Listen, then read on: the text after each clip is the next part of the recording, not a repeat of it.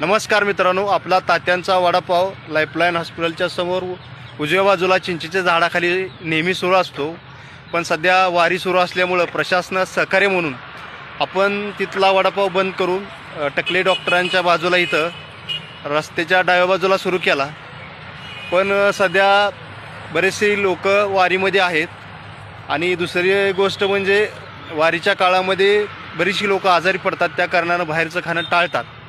ह्या कारणानं ह्या ठिकाणी ग्राहकांचा प्रतिसाद आपल्याला कमी आहे आणि त्याच्यासाठी एक 7-8 दिवस वडापाव सेंटर आपण बंद ठेवतो आहे.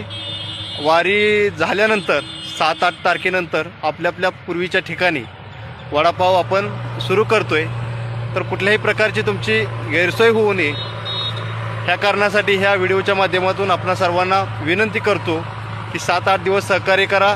त्यानंतर आपण पूर्वीसारखा त्या ठिकाणी वडापाव सुरू